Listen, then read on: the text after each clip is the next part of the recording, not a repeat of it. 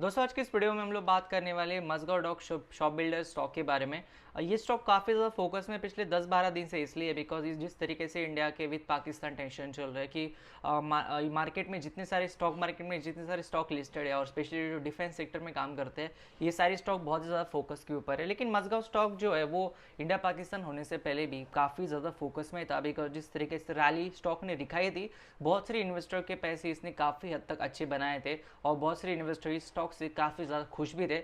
आज की इस वीडियो में जानेंगे ये स्टॉक आने वाले दिन में कितना परफॉर्म कर सकता है। मज़गांव स्टॉक जो है इसके बिजनेस के बारे में थोड़ा सा बात करेंगे और उसके साथ जानेंगे कि स्टॉक को अगर आगे जाना है तो कौन सी चीज़ है जिनके ऊपर आपको ध्यान देना चाहिए एज इन्वेस्टर। इसके बारे में डिटेल में बात करेंगे। वीडियो को मैं स्टार्ट करूँ उससे पहले चैनल के ऊपर आप पहली बार आए हो तो मेक श्योर कीजिए चैनल को आप सब्सक्राइब करो।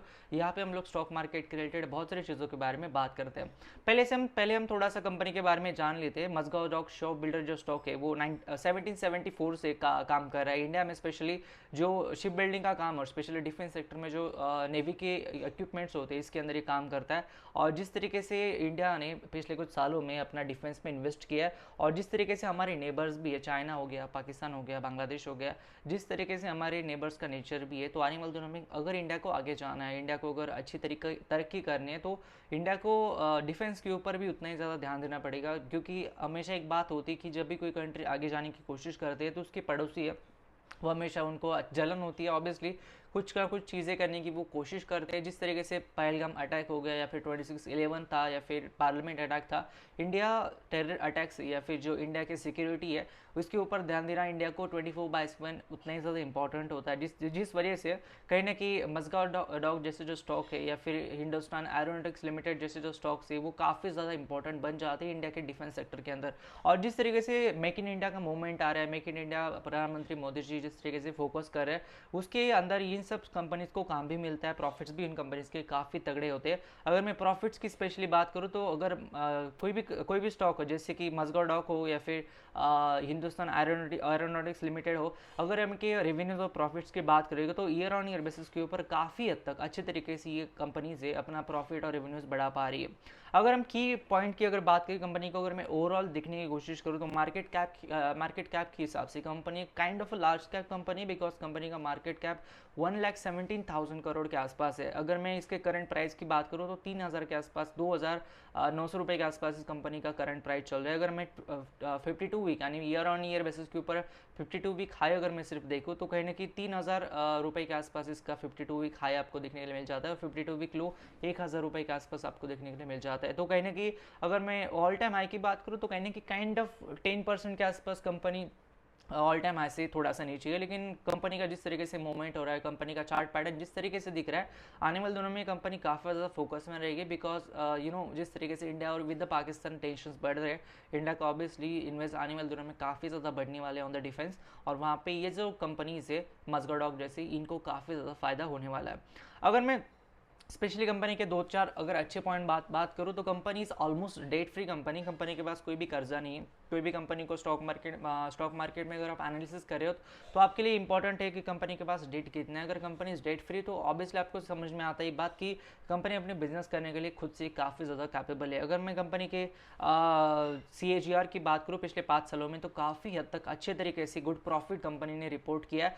29.4% के आसपास कंपनी ने अपना जो CAGR है इस CAGR से अपना प्रॉफिट बढ़ाया है। और कंपनी का जो रिटर्न ऑन इक्विटी है पिछले 3 सालों में वो भी काफ़ी हद तक अच्छा है। रिटर्न ऑन इक्विटी 27.3% के आसपास मज़गांव डॉक को आपको देखने के लिए मिल जाता है। वही अगर मैं डिविडेंड की बात करूँ, डिविडेंड भी कंपनी ने अपने इन्वेस्टर को पे किया 28.7% के आसपास डिविडेंड कंपनी ने अपने इन्वेस्टर को दिया है। अगर मैं रेवेन्यूज और प्रॉफिट्स की सिर्फ बात करूँ तो रेवेन्यूज के अंदर कंपनी का जो क्वार्टर ऑन क्वार्टर बेसिस के ऊपर रेवेन्यूज है कहीं ना कहीं थोड़ा सा बढ़ रहा है, तो ऊपर नीचे हो रहा है। 2023 दिसंबर के आसपास 2,600 करोड़ के आसपास था और दिसंबर 2024 में कहीं ना कहीं 3,400 करोड़ के आसपास कंपनी का रेवेन्यू आपको देखने के लिए मिल जाता है।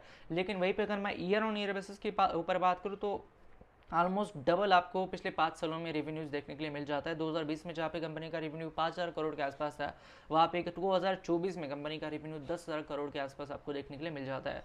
प्रॉफिट्स के अंदर भी सेम बात है। अगर मैं क्वार्टर ऑन क्वार्टर बेसिस के ऊपर बात करूँ तो 600 करोड़ के आसपास दिसंबर 23 में प्रॉफिट था, वहीं पे 768 करोड़ के आसपास दिसंबर 2024 में प्रॉफिट था। अगर मैं ईयरली बात करूँ तो 2020 में जहाँ पे नॉमिनल 400 करोड़ के आसपास प्रॉफिट था, वहाँ पे कंपनी का प्रॉफिट 2024 में आके फाइनेंशियल ईयर में 1800 करोड़ के आसपास आपको देखने के लिए मिल जाता है। यही रीजन है कि कंपनी का स्टॉक पिछले 5 सालों में आपको लगभग 2600% के आसपास रिटर्न आपको देखने के लिए मिल जाते हैं। अगर मैं इसके 1 ईयर की रिटर्न बात करूँ तो अगर पिछले 1 साल के स्टॉक मार्केट में बात करें तो कोई भी कंपनी अच्छा परफॉर्म नहीं कर पा रही। वहाँ पे ये जो मजगाडॉक जो स्टॉक है, वो कंपनी का स्टॉक 163% ऊपर गया है। तो कहीं ना कहीं ये चीज़ आपको देखने के लिए मिल जाती है कि किस तरीके से डोमिनेंट रहा है डिफेंस के अंदर कंपनी का परफॉर्मेंस, और किस तरीके से इन्वेस्टर के पैसे कितनी अच्छी हद तक इन्होंने बढ़ा है।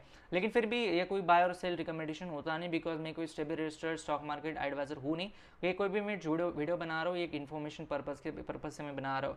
अगर मैं शेयर होल्डिंग पैटर्न की बात करूँ लेटेस्ट मार्च 25 के अंदर, अगर मैं प्रोमोटर्स के पास बात करूँ तो 84% के आसपास प्रोमोटर के पास स्टेक है, रिटेल के पास 11%, फॉरेन म्यूचुअल फंड्स और डोमेस्टिक इंस्टीट्यूशन तीनों का मिला के भी 4% के आसपास आपको कंपनी के अंदर स्टेक देखने के लिए मिल जाता है। ये रिटेल इन्वेस्टर का काफ़ी ज़्यादा फेवरेट स्टॉक इसलिए बिकॉज कंपनी ने काफ़ी हद तक अच्छी रैली की है।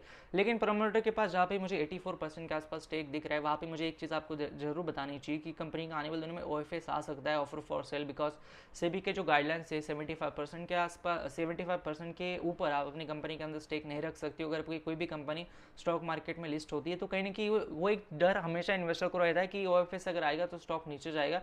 लेकिन हालांकि अगर कोई कंपनी अगर आप कितनी रिटर्न दे रहे हैं तो इन्वेस्टर जरूर OFS के बारे में ज़्यादातर नहीं सोचता है। तो ये कुछ चीज़ें जो मडगांव स्टॉक शिप बिल्डर के बारे में मैं आपको बताने वाला था। अगर ये वीडियो आपको कैसे लगा ये आप मुझे कमेंट बॉक्स में जरूर बता देना, और इस कंपनी के बारे में और आप कौन सी चीज़ें जानना चाहते हो ये भी आप मुझे कमेंट बॉक्स में ज़रूर बता देना। उन चीज़ों को मैं कवर करने की कोशिश आने वाली वीडियो में करूँगा। धन्यवाद दोस्तों ये वीडियो देखने के लिए, धन्यवाद।